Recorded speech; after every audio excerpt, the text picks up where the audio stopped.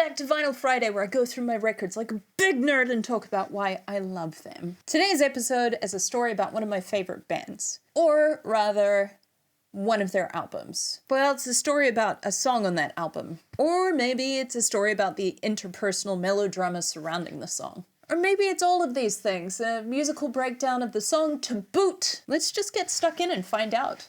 Shall we? Oh, and because Abby from Final Monday asked so very nicely, at the end of this video there will be a cover of a Simon and Garfunkel song in the style of Nirvana.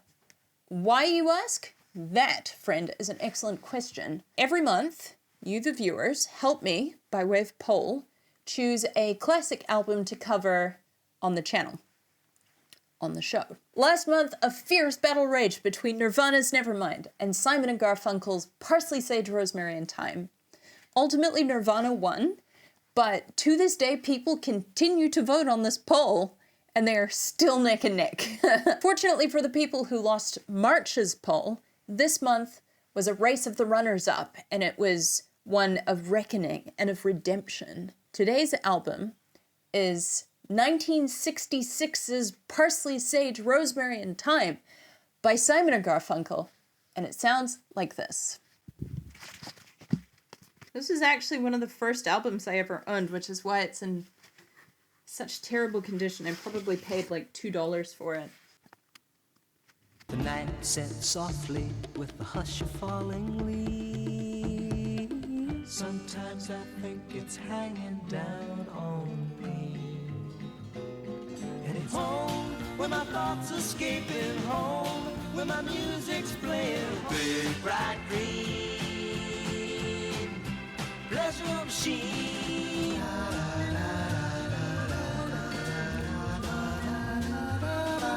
The dangling conversation.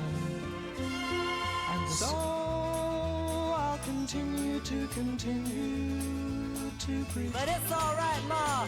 Everybody must get stoned. Softer than the rain. Single word and bone comprise of 4 letters. Let's probe into anti-Vietnam War protests. Demonstrators were forcibly evicted from the area. Let's begin at the beginning, shall we? Yes, we shall. Who are these fellows? Or as we'd say in New Zealand, who are these fellas? Paul Simon and Art Garfunkel met in primary school. Paul Simon started writing music fairly early on, and the two of them were soon singing together in harmony. Through their teens, they performed as Tom and Jerry, which was kind of an Everly Brothers ripoff act, which sounded like this. Hey, schoolgirl in the second row. In 1963, they were signed to a label under their own names, but their debut album sold poorly. Art Garfunkel subsequently enrolled at Columbia University to pursue a degree in architecture, which became a degree in art history, which evolved into a master's in mathematics. I learned this yesterday. Meanwhile, Paul Simon, who presumably was at least a little bit embarrassed by the failure of their debut album, fled to the United Kingdom to try his hand at becoming a solo artist. Played a bunch of small folk clubs, and he fell in with the British folk club cool kids like Bert Jansch. One morning fair, I took thee. Like Sandy Denny. The ship it was sunk. And like Martin Carthy. I dreamed a dream the other night. He's an important character, remember him. He returned briefly to the States to attend a little weeny bit of law school at the behest of his presumably very concerned parents who were horrified at the idea of their son becoming a starving folk musician. But alas, he couldn't deny his calling, and he ran away once again to the United Kingdom. Meanwhile, a song off their debut album had been remixed and was kind of taking off. In restless dreams I walked alone, narrow streets of cobblestone. And while Paul Simon hated the reworking of the song, it ended up paying off. Literally and figuratively, it really kick-started the career of Simon and Garfunkel, not just Paul Simon, because Garfunkel's back in the picture now. I'm sort of confused about how he managed to start a bachelor's degree, change his major, and complete a master's degree. Okay, what? He got his BA in art history in 1965 and an MA in mathematics education in 1967. God, the man was busy. That's really impressive. I feel kind of guilty because I spent most of my life thinking that Art Garfunkel was the pinky to Paul Simon's brain. Sometimes it seems so burdensome, so feckless. Yes, it's completely without fact. Bonus points to you if you get that reference, but I'm wrong. Apparently he did all right for himself. Well done, Garf. Where were we? A sophomore album was rushed. It was entitled Sounds of Silence to capitalize on the success of the single, and that was in early 1966. Later, in 1966, Paul Simon and Art Garfunkel took the reins.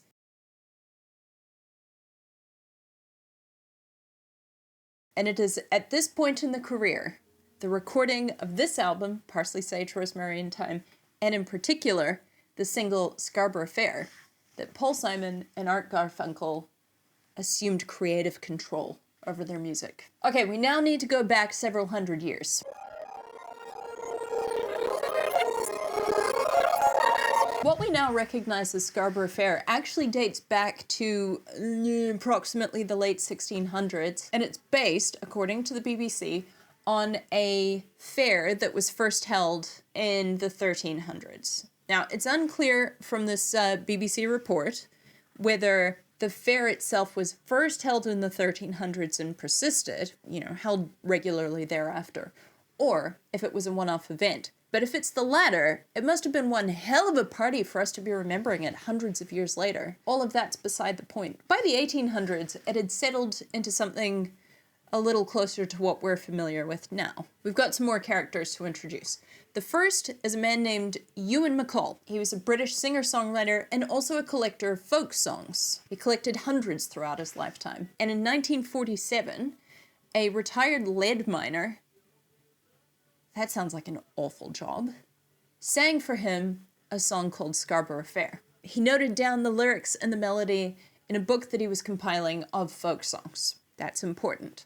Our second character is Peggy Seeger. She was born to a folklorist and musicologist father, and like Ewan MacColl, was an archivist of traditional folk music. Incidentally, her half-brother was famous American folk singer Pete Seeger. Little boxes on the hillside. He's not part of the story. Ewan and Peggy get together, and they publish a number of books of traditional folk music. I just want to cut in here for a minute and say that I really appreciate that Peggy was credited for her work on these folk song books.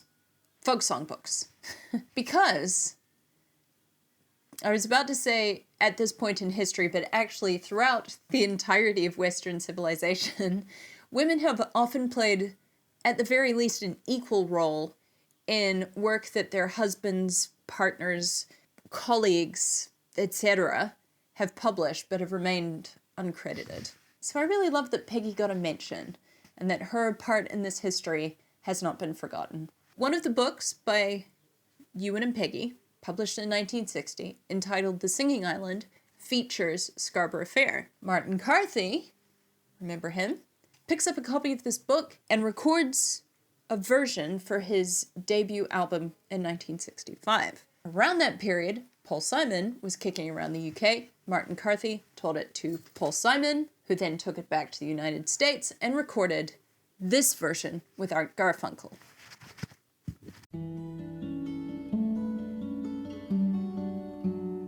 This is the version that we are going to break down right now. There are two things I love about the Simon and Garfunkel version. The first thing is counterpoint. In music, counterpoint refers to the technique wherein you play two melodies off each other.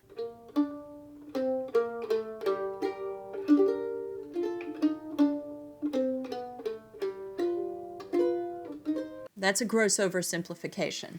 But in the case of this song, what they did is they mashed up this traditional song, with a reworking of a very trite and kind of drab song that was a holdover from Paul Simon's solo period. On the side of a hill, a little cloud weeps. No offense, Paul. So it's a little anti-war ballad. The thing is that by 1966, when they were recording this album, opposition to the Vietnam War was developing into a broader social movement. So juxtaposing that anti-war messaging with this traditional song gives it a new, eerie, contemporary context. The second thing is the build of this song. This song is a traditional British folk song, which means that it's basically designed to tell a story, to have it passed from generation to generation or town to town. Oral tradition, oral history. You get it. This means that they tend to be structured with a whole lot of verses, very detailed storytelling lyrics, and a refrain that can be sung as a group. In the case of this song, that refrain would be parsley, sage, rosemary, and thyme. Every verse. Because of this, please don't come for me, I'm so sorry. I tend to find traditional folk songs from the UK a little bit tedious. Just musically, I really like my music to have variety. And the emphasis on British folk songs is lyrics, and lyrics is kind of secondary for me. This version is appealing to me because Simon and Garfunkel have arranged it such that no two verses are alike. Each adds something novel and exciting for the listener. And that's how we're gonna break this song down today, verse by verse, as the good baby Jesus intended. Here we go, verse 1. Are you going to Scarborough Fair? Gorgeous picking pattern. More on that picking pattern later. We've got solo vocal, double tracked, and what sounds to me like a xylophone or some sort of struck bell instrument. I don't have the liner notes in this crappy version. And also I googled the liner notes and there was no information about the personnel there either. So we're gonna call it a xylophone. If you know what it is, please let me know in the comments. I always read them. Even the ones about how, because I'm young, I couldn't possibly understand any of this music and I am unqualified to even talk about it. I'd like to give a shout out to my father, who this week has been taking on the trolls and replying to all of them. Thanks, Dad. Really appreciate you. You've done me a solid.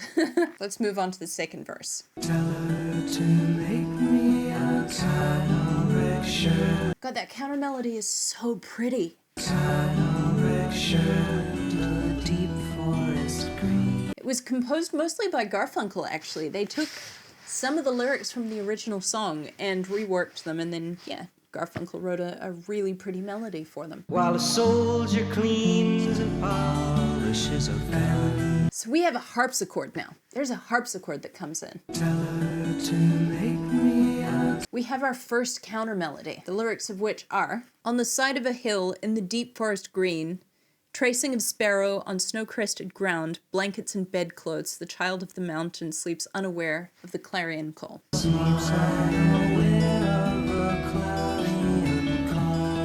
That counter melody sometimes harmonizes with the lead, and sometimes is just a beautiful standalone melody. And also, the lead melody gets its first harmony separately from the counter melody. The first melody is tell her to make me a cambric shirt.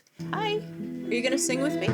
Tell her to make me a cambric shirt. Yes. The second one is tell her to make me a cambric shirt is outside of my vocal range.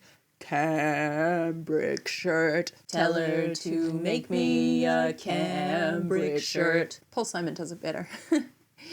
That went without saying. And of course, the counter melody is on the side of the hill in the deep forest green. I'll try and sing along. There's a lot happening at that point in the song. On the side of the hill in the deep forest green. I think that sounds about right to my ears. And then we've got this cool bass line courtesy of the one and only Carol Kay. She was in the Wrecking Crew. And if you want to learn more about the Wrecking Crew, you can watch this episode here. Verse 3 has a busier harpsichord part. Tell her to find me a... Da-ba-da-ba-dum. They've also brought back the xylophone, which is interacting with the harpsichord, which is interacting with the guitar. So we've got these three harmonic layers that are just tickling each other. I don't know why tickling each other is the phrase that came to mind, but it seems accurate. We've also got our biggest vocal yet in this verse. It's amazing. Everyone's harmonizing. They sort of clash and cascade on the word time. So I think what we've got happening here is the two leads on the main melody. Tell her to find me a Parsley, sage, rosemary, and thyme. And then there's a third one that comes in underneath and drops down another layer so that we end up with parsley, sage, rosemary, and thyme. And that creates this beautiful cluster of notes. On top of which, our counter melody is doing something like, washes the grave in silvery tears. The lyrics of this verse, of the counter melody, are, on the side of a hill, a sprinkling of leaves washes the grave with silvery tears. A soldier cleans and polishes a gun. But yeah, that taking the lead, holding the lead, and then dropping a couple of notes under it and then sustaining those, it reminds me a lot of what they do with the ends of the verses in Love You To by the Beatles. Will it, Beatles? Yep. I think this verse is just gorgeous. Parsley, sage, rosemary, and Beautiful. Verse 4, we have a new high harmony on the lead. parsley, sage, rosemary, and And that creates this beautiful cluster chord that sounds like this. These are the three notes that are being sung. Over a bass note, and together that sounds like this. Crunchy. It is very hard to do lyrical counterpoint well, because lyrics often sit on top of each other and clash, and then you can't understand what any of the words are. But the execution on this song is expert. The melodies are so beautifully interwoven that they are either directly in harmony or each melody is filling the other's gaps. Don't. The lyrics to the counter melody in this verse read as follows. War bellows, blazing in scarlet battalions. Generals order their soldiers to kill and to fight for a cause they've long ago forgotten. Chills. And finally, at the end of this verse, there is no counter melody. It signals to us that things are winding down in this song. And this takes us to the final verse, verse 5. Our bass is dropped down. Are you going to Scarborough Fair? And as the song fades out, we lose our harmony, the xylophone stops, the harpsichord drops out, and we're left ending as we began.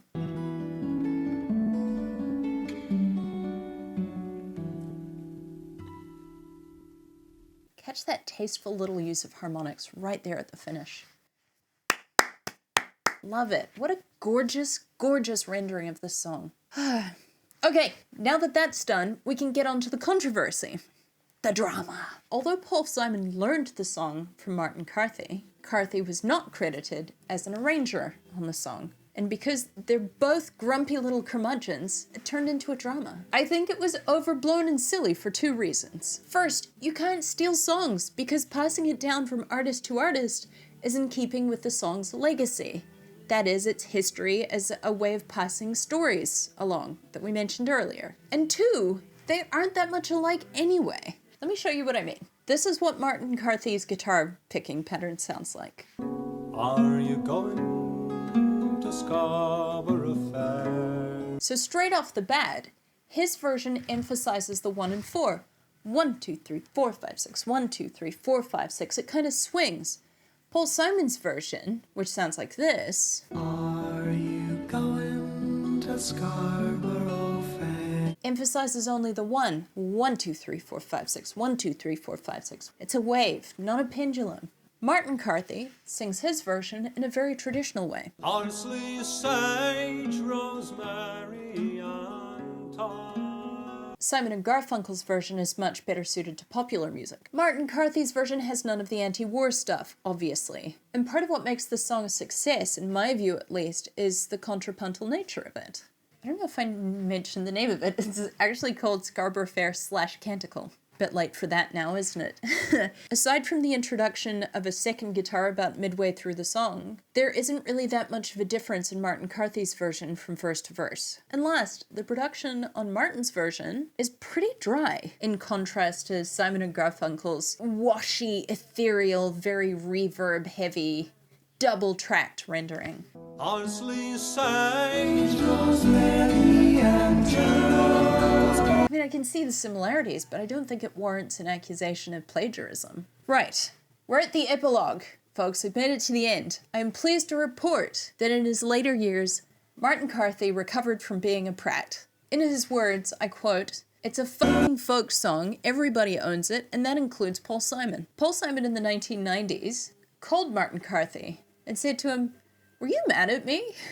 And Martin Carthy said, and I quote, "Yes, I was once, but I got fed up with being mad at you." Honestly, it's like schoolgirls. Anyway, Paul Simon invited Martin Carthy to sing it as a duet with him in London in 2000. And since then, it's been troubled water under the bridge. I want to end by doing what I do best. That is to say, shoehorning the Muppets into a Vinyl Friday episode. Behold. I'm going to Scarborough Fair. Parsley, sage, rosemary, and thyme. Oh, and the cover. I almost forgot the cover. Here you go, Abby. I hope you enjoy it.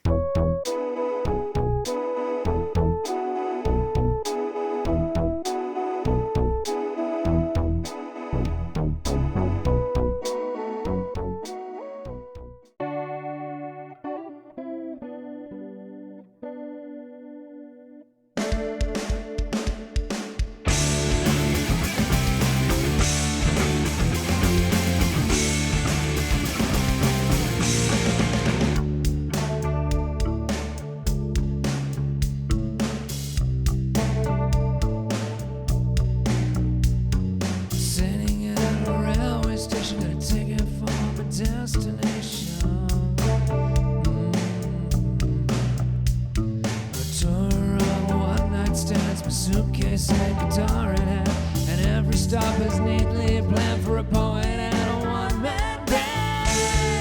Homeward bound, I wish I was homeward bound. Home, where my thoughts escaping, home, where music's playing, home, where my love lies waiting silently for me.